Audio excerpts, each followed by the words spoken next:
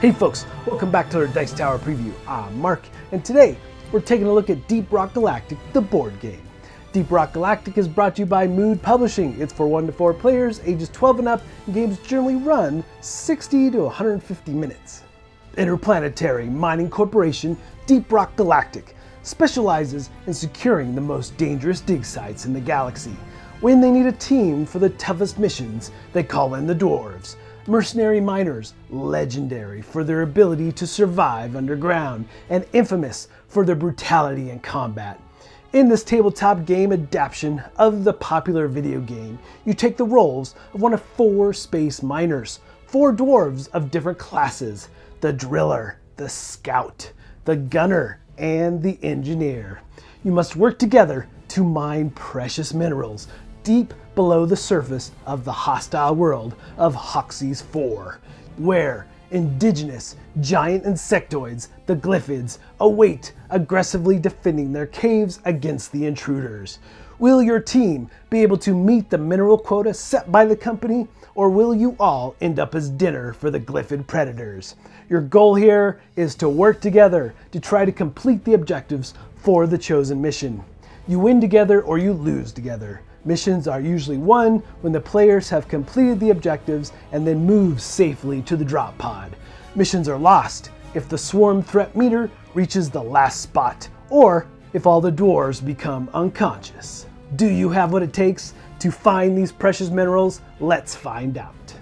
First up, let's talk about missions, as that will really dictate your setup for the game. It's going to be vastly different for each of the missions that you do.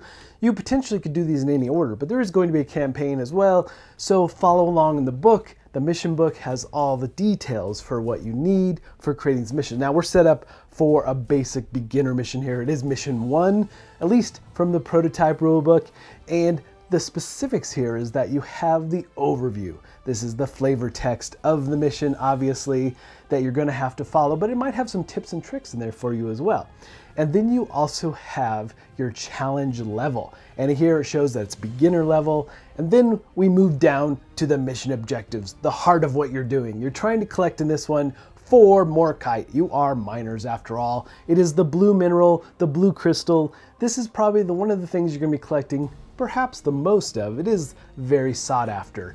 And then you also are trying to collect 3 of the Apoca Blossoms. So those are tokens out on the board, and there are question marks. And they're going to be a mixture of things. You'll mix these up and place them on the board.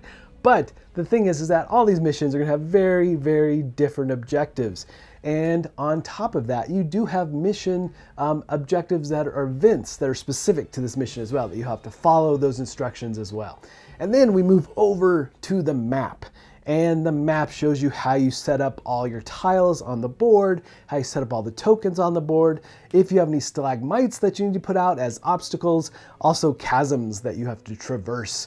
Now, in this game, you are miners, like I said. You are going to be pickaxing. You can make your way through the dark areas of the board if you need to, and some missions have areas that are unknown, so they'll be flipped over, so you'll have to mine your way through them and then flip them and reveal what is ever on those specific areas of the board. So it does give you incentive to move through the areas and use your pickaxe to make your way.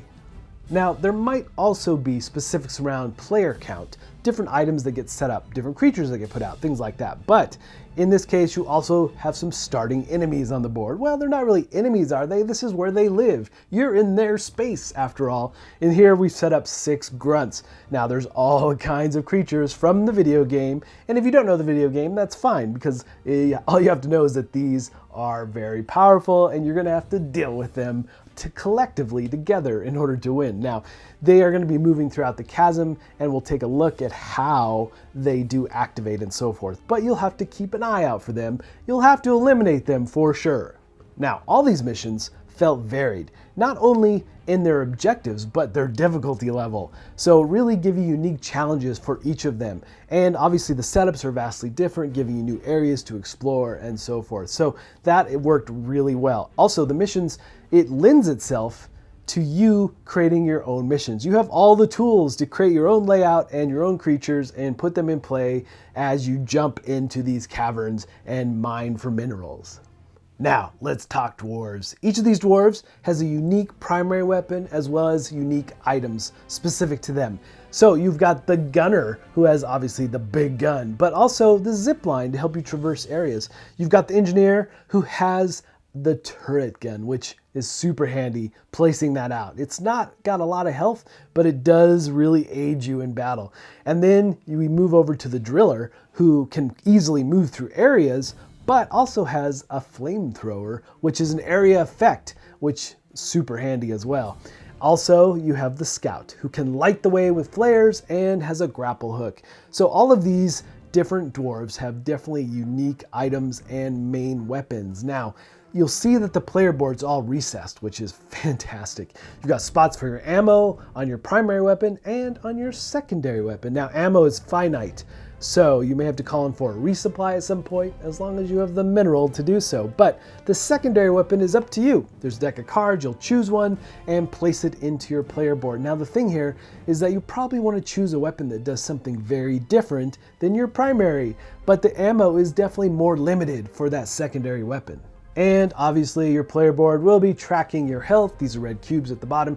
And then you also get a couple extra cards. On either side of your board, you'll see that you have throwables. These are unique items to help you in the field. Could be things like grenades as well, but they do aid you quite a bit. Now, you also have rock and stone cards. Now, rock and stone is a nice nod to the video game, but these cards are fun. They've got some nice naming to them, like Let's Rock, where all the dwarves in the game, except you, get to draw a new throwable and add it to their player board and so forth. But lots of fun to be had with these rock and stone cards for sure, and giving just that nice touch of flavor to the game.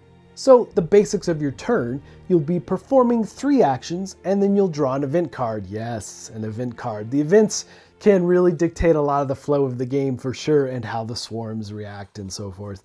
But the thing is, on your turn, you're doing the basics, the things you'd expect, obviously, like movement. You can move up to 3 spaces, positioning yourself to attack or to mine for minerals and so forth. So for attacking, you've got colored dice on each of the weapons. You have to spend ammo to use a weapon, and you roll the dice and you look for the results. And then you look at the chart for the enemies that you're attacking to see how much health they have and if they're resistant to anything. And I really like the colored dice because they show the results. If it's a flamethrower, it's flames. If it's bullets, you're looking for bullets, or nothing is a miss, obviously. So you do roll dice based on that. And your primary weapons all have like 2 fire modes, basically, giving you different abilities for however you use them. But some of them require extra actions to use. So keep that in mind as you fire those big guns and so forth.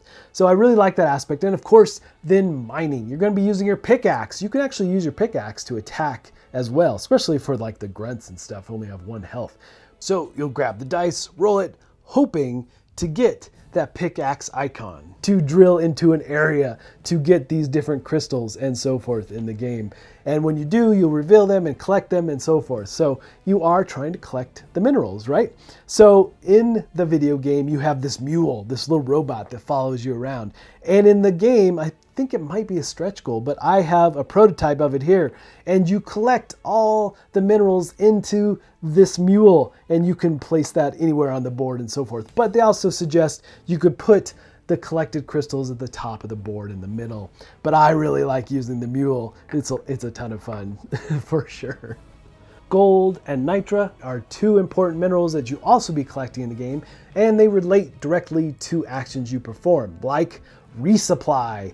If you drop a resupply drone, you'll have to pay 3 Nitra, or you can interchange gold for that as well. The resupply drone will drop, you'll draw a card to see how much ammo it has available. You put all that next to it, or you could put it on this card showing what's available as you move next to that drone. So it is important to get those extra minerals so you can get resupplied, especially in a heavy area with lots of creatures. So keep that in mind. But gold also, this is what's crucial, is that gold can be used. If you spend 1, you can overclock your secondary weapon, giving you extra ammo slots, 5 in total. Also, it allows some new special abilities for that weapon. So everyone should be doing that. You're going to need it as you move through these caverns. And these minerals are all used collectively. You're using them, spinning them together, so to say. So agree upon who can upgrade first and so forth. Those are really crucial aspects to your different actions that you're performing on your turn? Absolutely. And then of course, when you lose all your health, you'll become knocked out. You'll need someone to come revive you, and that's another possible action. Other dwarves can move over and revive you, or if you get knocked over, maybe you still have health left, but you get knocked over from some sort of effect. You'll have to spend 2 actions to stand up. So not all actions directly relate to you, but can go help your fellow players, as well as you can exchange items and so forth if you're next to someone. And then finally, as a free action, you can use your Rock and Stone card, those special abilities that we talked about before. So those are the basics of your turn, and you'll be trying to fulfill whatever the mission calls for and get back to your drop pad and get out. Now, one thing we haven't talked about really is the threat track. So at the end of your turn, you're going to be drawing these event cards, which can move the threat track. Now, if the threat track gets to the end, you lose. Or if all your dwarves are knocked out, you lose as well. But along this track are milestones, which cause a special event to happen. You'll draw one of these swarm cards. All kinds of bad things happen with these cards and so forth. So the thing is, with all the event cards, you're either moving the threat track, you might be spawning new creatures, the creatures might be attacking, all kinds of bad things can happen. Not all bad, but usually they're bad. So the interesting thing about how the monsters activate and how they attack. Obviously, they're going after the nearest dwarf, always. That's their main goal. So either they have to move within range, which is that's all they're doing, or they are within range and they're going to be attacking. And obviously there's line of sight and all that to keep in mind, but there's a handy chart to follow for all the creatures. And potentially, if you have some of these bigger guys in play, which they're really, really cool, these miniatures. I'm just, as a prototype, you know, I get a lot of prototypes, and this one just looks done and polished. So it's fantastic. But as they move into play, the little guys could get in the way of the big guys as they try to attack you and so forth. So some really interesting things with how these different creatures activate and what they can do. But the guide on the back, or the reference sheet, shows exactly what they're going to do, how they attack, what they can resist, and what their ranges are, and so forth. So you'll follow from top to bottom. And like I said, sometimes the little creatures get in the way, so the big ones can't quite attack and do certain things until things have cleared out a bit. But you do get over swarmed, so to say, so you have to watch out for sure. So really, that's the basics of gameplay here, is that you're trying to fulfill the mission, you're trying to beat the clock for the threat track and get out before the creatures overrun you. All right, folks, just a reminder once again, this has been a Dice Tower paid preview, and everything you've seen here has been in prototype form. So keep a close eye on the campaign for any changes that still may occur. Now, with that said, first and foremost, this game is beautiful. I love the recessed boards, the artwork, the miniatures. It did a really nice job conveying the same kind of feel that the video game has. And speaking of which, I didn't really know, I knew of the video game, but I hadn't really played it. So over the last week, I played the video game a bunch, as well as this. I played like 6 missions in the board game. And I did some solo play, which you get Bosco in solo play. He comes out and helps you. He's a little helper droid. He's got some attacks and so forth. So that's a lot of fun as well. But they did a really nice job having you have that same experience from the video game to the board game and feeling like you're still in that same world, just in a different way.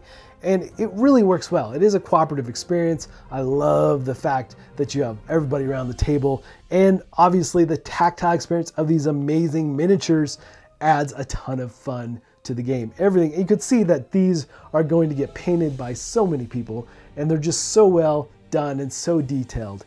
Now, if you like cooperative games, you should definitely check this out. But the thing is that you really do have to work together. You're using zip lines, helping each other out, move across the areas, and obviously mining is key to get the mineral that you need.